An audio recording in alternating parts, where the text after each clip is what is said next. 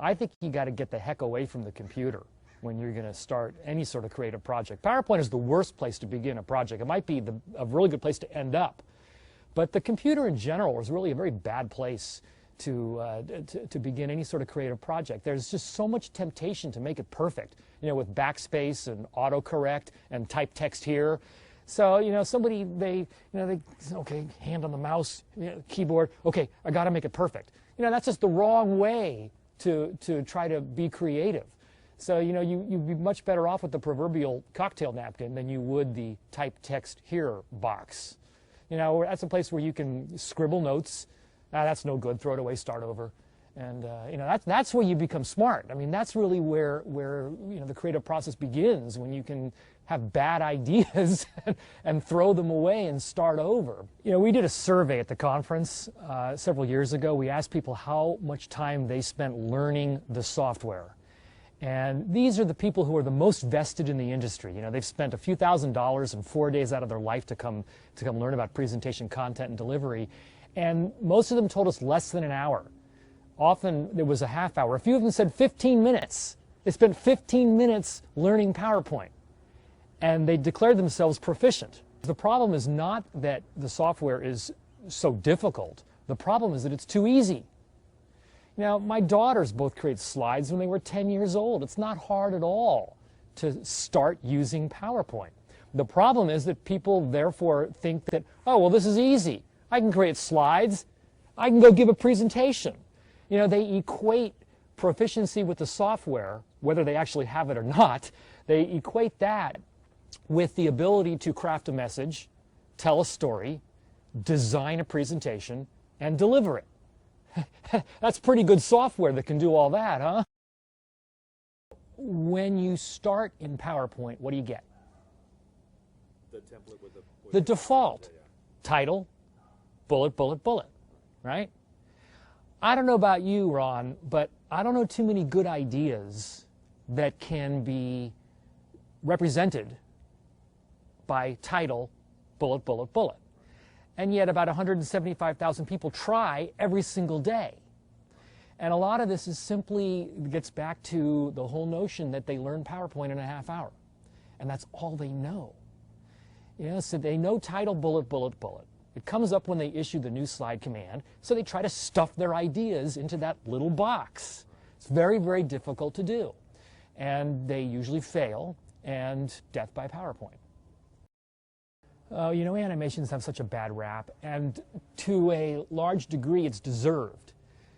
How many years have we been seeing boomerangs applied to text and stuff like that? It's completely absurd, and so for good reason, people have a knee-jerk reaction of hating animation, which is too bad.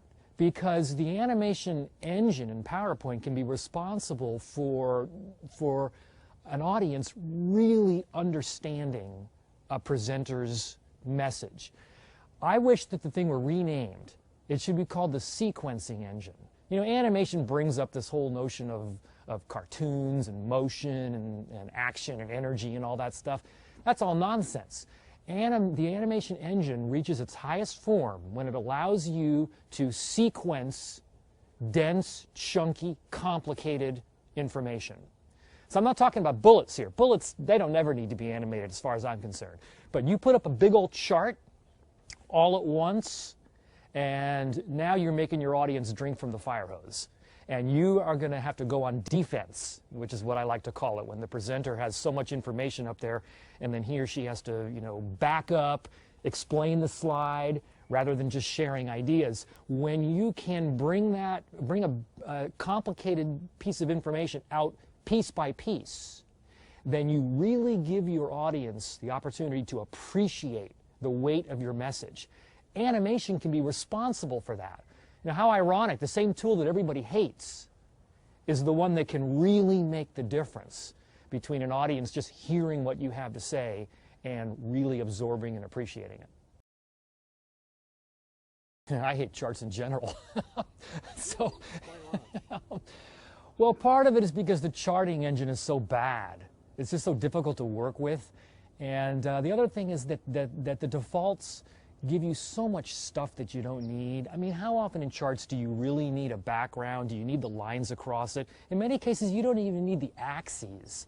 You know, in charts, most of the time, you are sharing proportional data. How this thing relates to that thing. You could do that with two rectangles, one of them being longer than another one. Oftentimes, you don't need to know what the actual values are. You don't need to know what the progression across time is. You don't need all the tick marks. You don't need the background. And yes, you don't need an extra dimension. So I think I would agree. The general statement I would make is that charts are usually overdone. And dimensionality is one of the things that people overdo it with. So I think that in many cases, you'd be just fine creating some rectangles, having them look nice and clean, sequence them. Here's this one, here's this one. You see this one's bigger than that one. You know, your audience is going to get it just from that. Don't try to not be nervous. You know, the first thing that a friend will tell somebody before they're going to do something important, don't be nervous. Well, I mean, that's impossible. And I don't think it's good advice. I mean, nerves, what is it? That's energy. You know, that's your body telling you that you're about to do something important.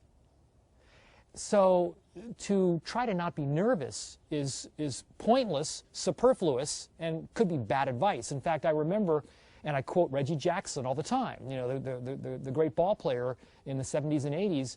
He has more postseason home runs than anybody in the game. And someone asked him the same question.